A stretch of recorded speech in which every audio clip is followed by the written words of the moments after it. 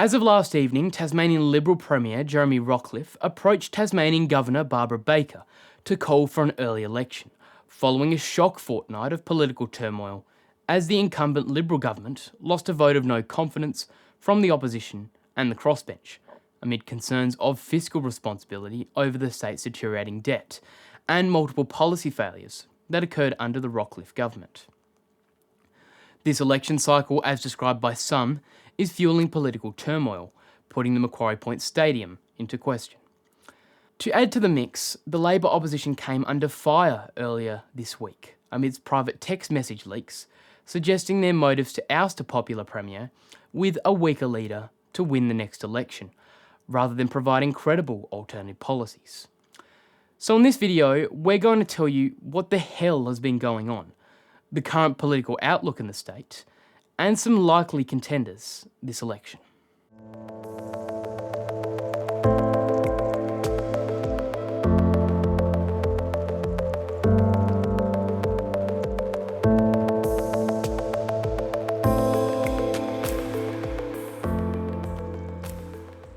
Before we dive into this, it's probably best if we start from the beginning to get an informed picture of things, as much of this winds back quite far.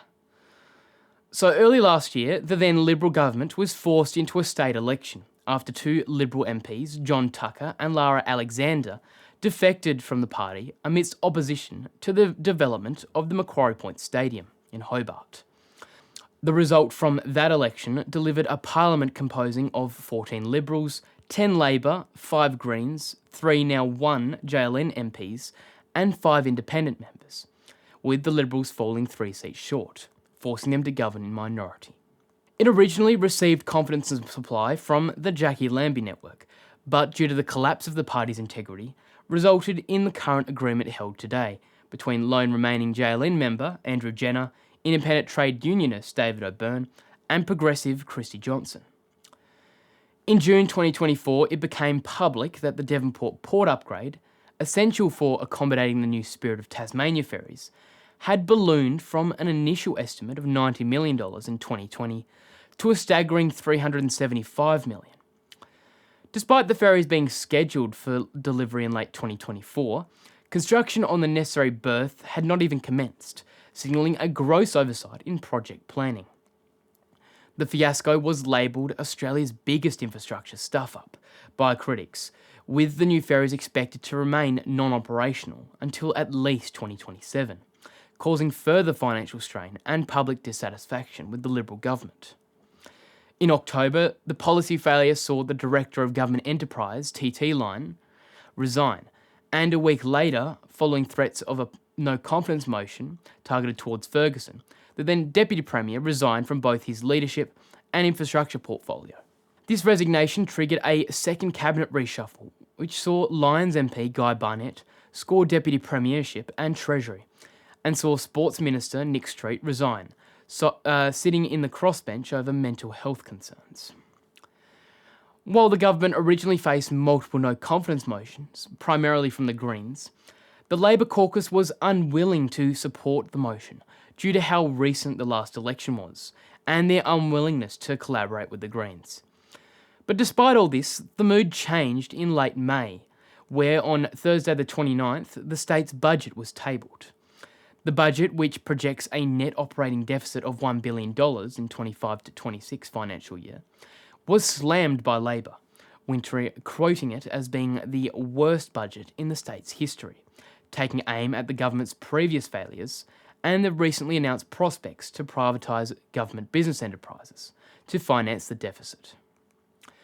Winter then tabled a no-confidence motion in the Premier during his budget reply on June the 3rd, and after 2 days with 10 hours of gruelling debate, saw the Parliament tied 17-17, with Labor Speaker Michelle O'Byrne voting in favour of the motion, in obligation with her party.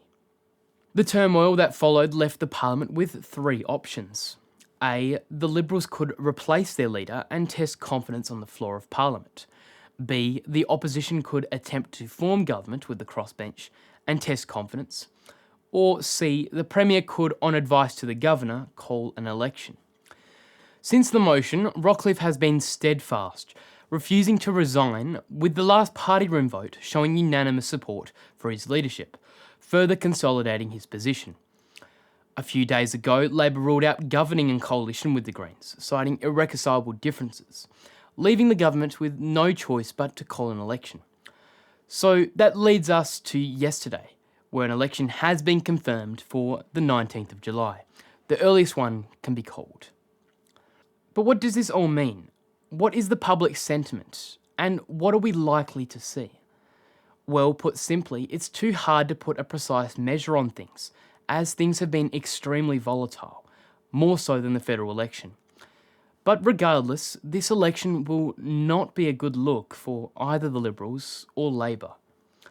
The Liberals are presiding over a recent track record which puts their past performance in the 2010s into question, while Labor has failed to provide differentiating policies from the government.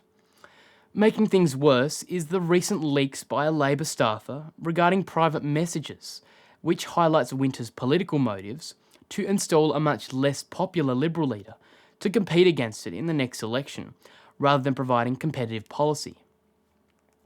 How this election will likely play out is who voters think they believe is most to blame for the paralysation of Parliament and calling of another election. To add another dimension to the issue, Senator Jackie Lambie has officially announced that her party will be withdrawing from state politics after her party's collapse in 2024. This leaves a political vacuum of around 6 to 8% of the vote, originally from Liberal protest voters last election. To capitalise on this, the Nationals Party of Tasmania, a state branch of the Federal Nationals Party of Australia, re-registered as of January this year, and looming figures such as Peter George and Brendan Blomley are suspected to be contesting in the election, despite no official announcements from Blomley. For the Liberal Party, they face defending a historic fifth term in government against one of the strongest national Labor trends, with the Liberal Party in its worst position since 1941. The Liberals face threats from all sides of politics, as Labor, Independents and the Nationals attempt to take seats with the Lambie vote and much more up for grabs. Former Liberal MP John Tucker and the potential for Nationals councillor Steve Martin putting their hand up for pre-selection threatens the position in Lyons and Baths. For Labor, although presiding over the strongest position for the Federal Labor Party in Australian history, they're caught with the challenge of policy differentiation and resonating with the wider voter base. While the party leads in the polls, it still lags behind in preferred leadership, with Dean Winter relatively unknown beyond southern Tasmania. Additionally, the threat of Peter George and other high-profile independents could steal either party's second or third quota spot. For the Greens, they face the challenge of appealing to more moderate swing voters, as well as the risk of independent candidates. Despite the Tasmanian Greens being a more traditionalist branch of the Greens Party, their association with the Federal Party and controversial stances could harm their performance. So what are the potential outcomes? Well, due to Tasmania being based on the Hare-Clark voting system, it runs based off ranked choice voting, similar to that of the Australian Senate. Although the hitch comes when any candidate surpass their quota, let's say 9,002 votes. Then any remaining votes above that are redistributed to their second preference, and so on, until each electorate has 7 elected members. While this system allegedly creates one of the most representative and fairest systems in the world, it also poses significant challenges for the major parties, where it is much more difficult to form majority government. Although everything is on the table, we've attempted to do some rough estimates for what we're likely to see.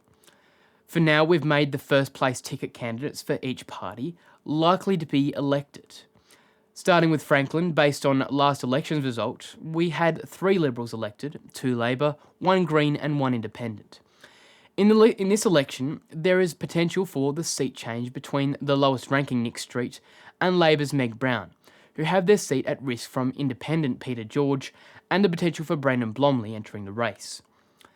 Moving up to Clark sees the Liberal Party at significant risk of losing their second-ranking MP, Madeleine Ogilvie, who also placed last in the electorate, with the potential for either Labor or the Greens picking up on that seat.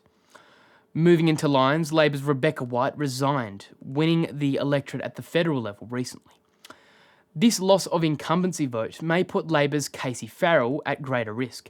However, due to being the son of popular President of the Legislative Council, Craig Farrell, he will likely attract a personal vote from that.